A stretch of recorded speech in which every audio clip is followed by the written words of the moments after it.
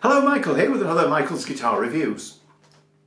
Today we have a Telecaster, very recognisable shape in many ways. However, you'll probably have noticed a few differences on this one compared to your standard Telecaster.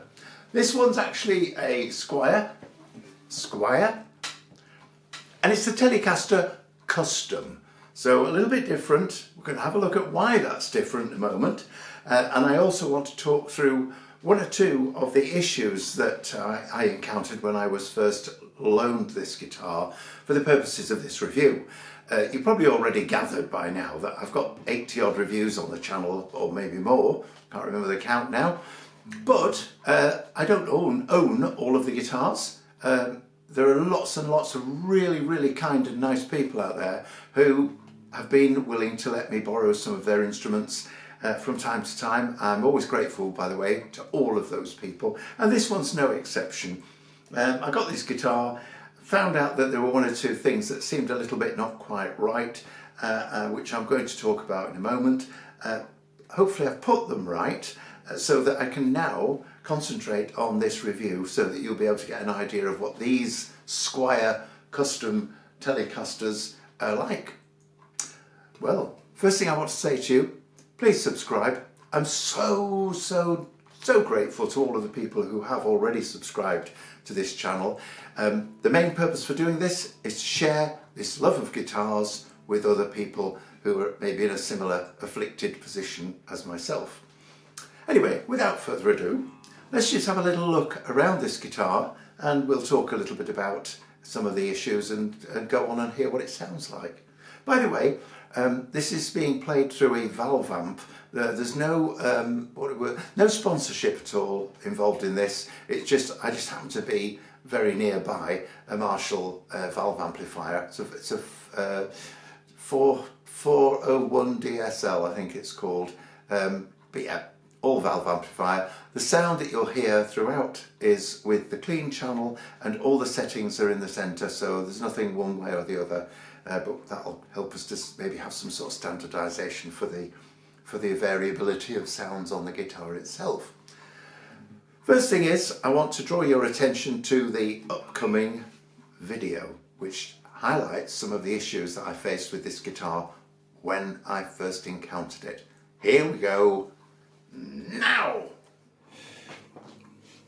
Okay, let's take a close look now at the headstock of this guitar.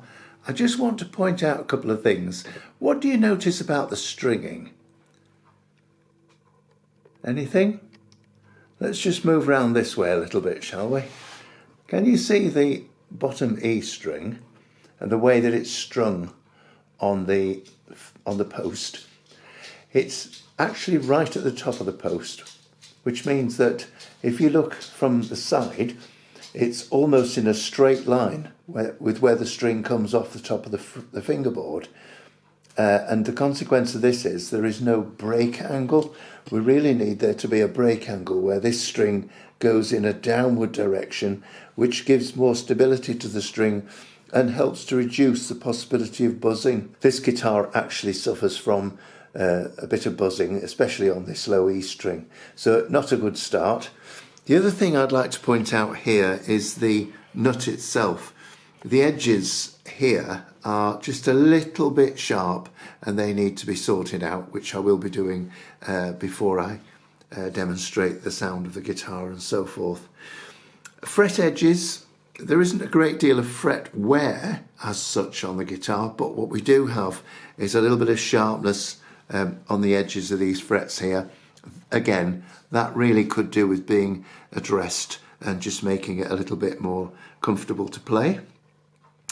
As we go down the length of the guitar, I just want you to look at the height of the strings from the fingerboard.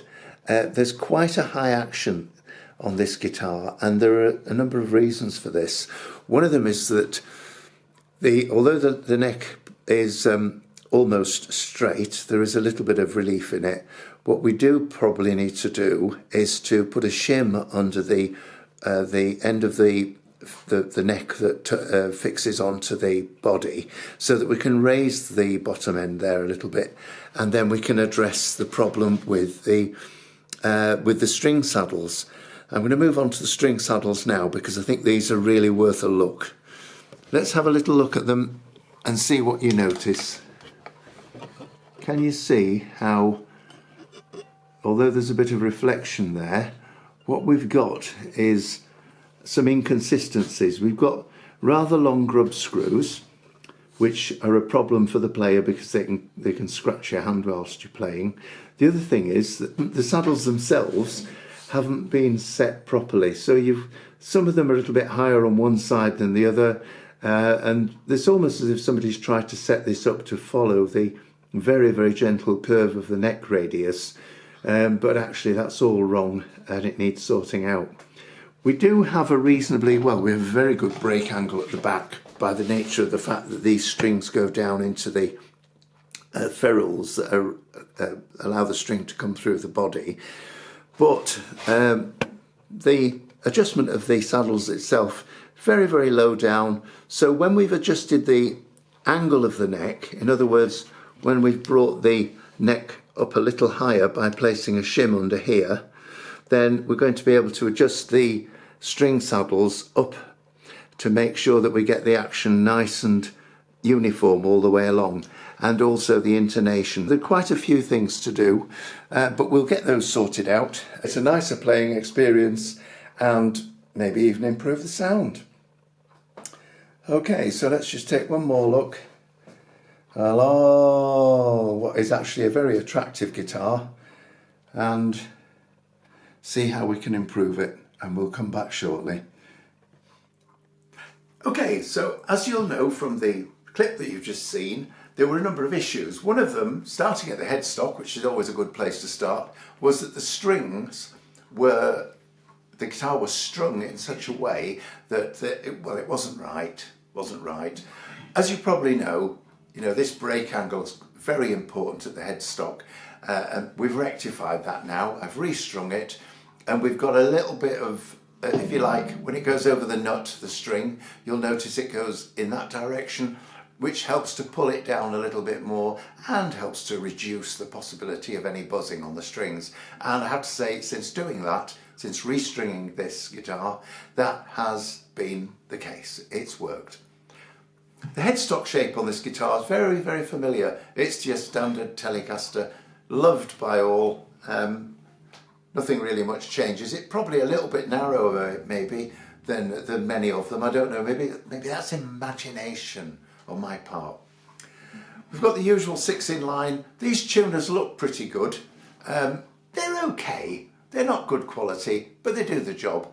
This one was crafted in Indonesia, and it's got a skunk stripe on the back. We've got a maple neck. We've got a maple fingerboard, and the nut, which is kind of plasticky plastic, which was a bit sharp on the edges earlier on. I've just gently teased them around with a very fine, a very small file, very gently, very delicately, and it's worked a treat.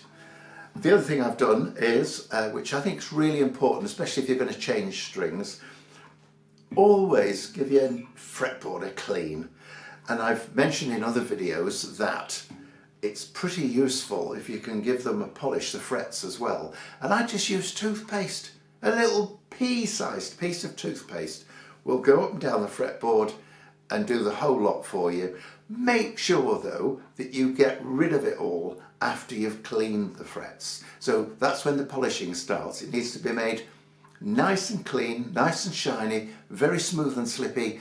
So obviously you need a clean, soft cloth for that. What else have I got to say about this guitar? Yes, the other thing was the string height. The action wasn't great before.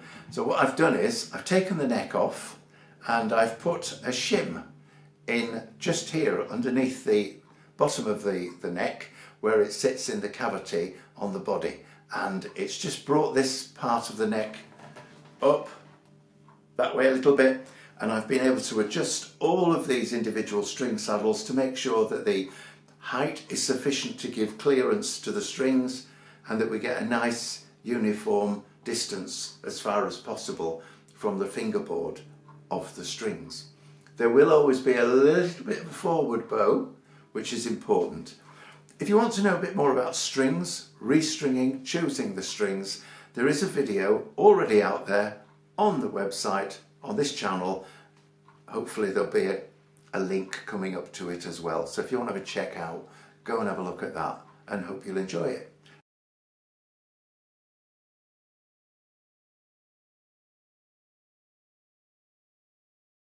Right, let's carry on.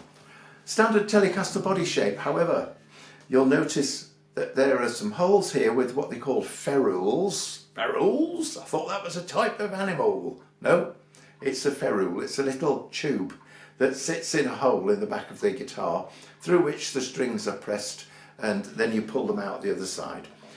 The body, I'm told, is made of something called agathis, or it could be agathis, or it could be agathis. It could be whatever you want it to be, really. It's wood. The other thing about it is we've got the standard jack input here. These guitars, the custom ones, did have a number of different jack plug inputs.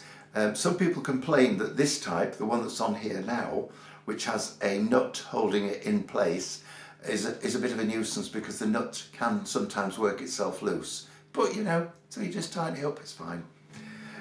We've got a couple of what might at first appear to be humbucking pickups, but they're not. These are P90s, and it says here that they're Duncan designed. Good old Duncan, he's come up with another winner. We've got individual string saddles here.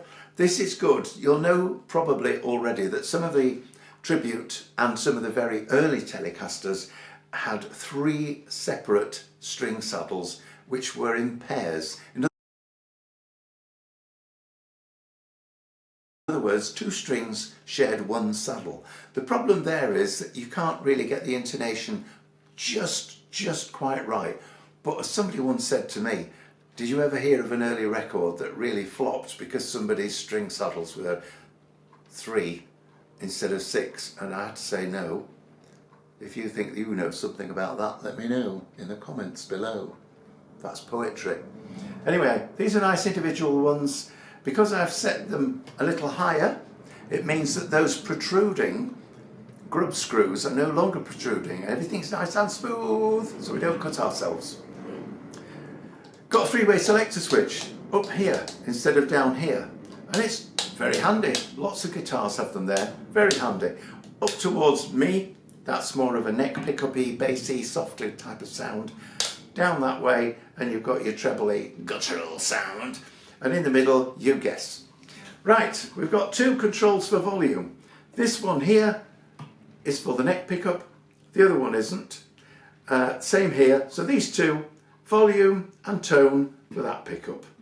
Volume and tone for that one, obviously. Nice thing about that is that you can get a much wider range of permutations. I like that word, permutations, as opposed to perm, which I always associate with curly hair, of which I have very little. More about that another time. Anyway, at the moment what I'm going to do is I'm going to put both of the tone controls fully clockwise, and we're going to do a more treble-y sound. I'm going to start with the selector for the neck pickup, so the bridge one is no longer working. We'll come back to that one a bit further on. So here we go, neck pickup, tone fully clockwise, most treble-y sound available for this. Here we go.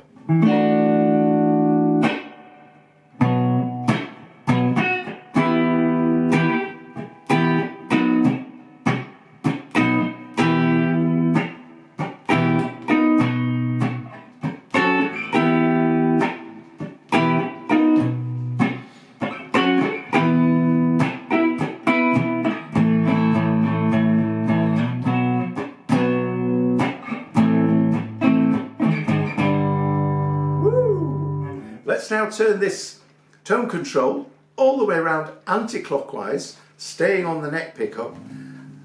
More bassy sound, hopefully. Ooh, how warm is that?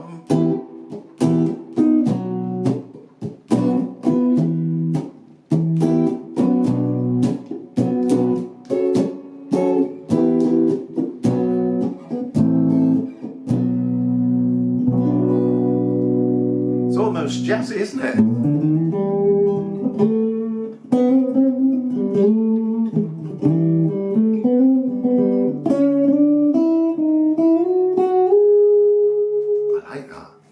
Okay, let's move on now to the bridge pickup, this time starting again with the tone control selector fully clockwise, giving us a more trebly sound. So because it's at the bridge pickup, we would expect the more sharp, guttural sound. Here we go. Here we go.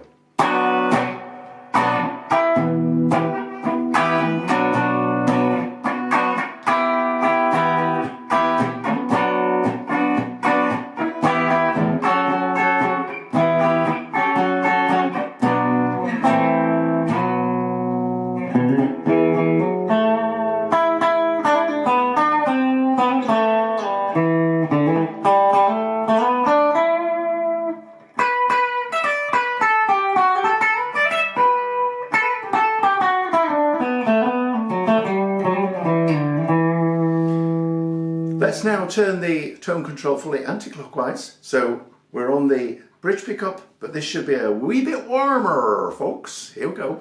Whoa, it's a lot warmer.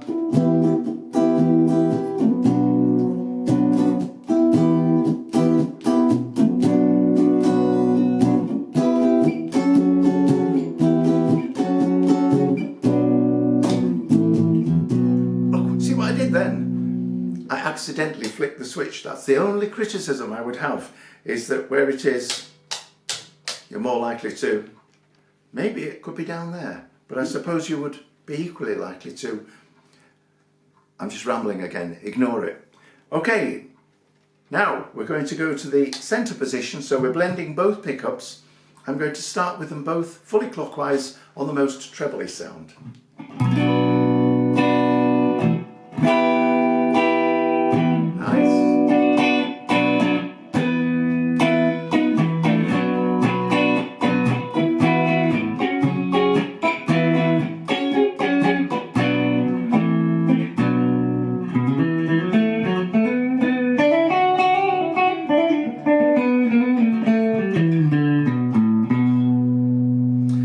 I'm just going to bring the tone control fully anti-clockwise now, but only on the neck pickup.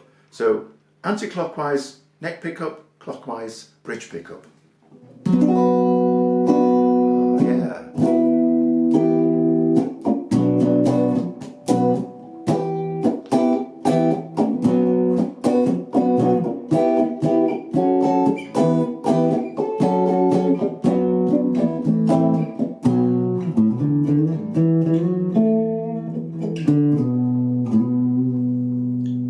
Okay, let's swap over. This time the bridge pickup is going to be fully anti-clockwise, bassier sound. The neck pickup is going to be fully clockwise, more trebly sound. Here we go.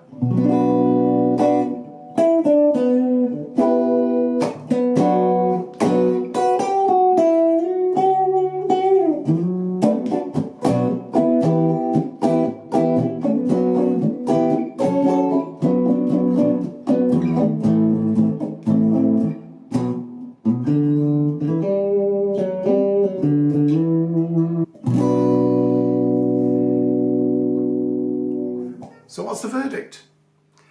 These were relatively inexpensive. They probably came about the same as some of the Squier Affinity, or between the Squier Affinity and the Classic Vibe series, probably somewhere in the middle. The neck, it's a C profile, that's very standard. It's very comfortable. It's got a very slight sheen, a satin sheen, I would say. So you don't tend to get the same sort of problems with sticky hands as you do with a more glossy finish, which is great. The fingerboard feels very comfortable. The frets are not too chunky, but they're big enough. Yeah, they work really just right for this guitar, I think. I think one of the things that I would say is if you're thinking of purchasing one of these, is do either get it checked in the shop before you buy it, or the store if you're in America, and get them to set it up for you, because it's so disappointing if you get something, you take it home, and if you're not sure about these things, it can be a little bit of an issue, and it might mean that you're less enthusiastic about the guitar over time. So get it sorted, get it checked out. It's not too heavy, it's a medium weight, this particular body wood. This is the only thing, this switch up here, but I think I would be very unreasonable to say that that's a particular problem, because so many guitars have them, and I guess it's just a bit about perhaps what we need to do, what I need to do, is just be a little bit more aware of it and not get so carried away. Anyway, what else? Yes, I always appreciate your constructive feedback and comments. It's absolutely brilliant. I do this, as I said earlier, purely because it's just a nice thing for me to do. And when I know that I've been able to share it with other people and they've got something out of it, it's brilliant. So thank you. Please subscribe. It just helps the channel to grow, and that's so important. I've got loads of videos out there now, as I said before, 80 odd, maybe more, and there will be more to come. So in the meantime, thank you so much for watching, happy playing, and bye for now. Here we go, this is Michael, and Michael's Guitar Reviews. Bye for now.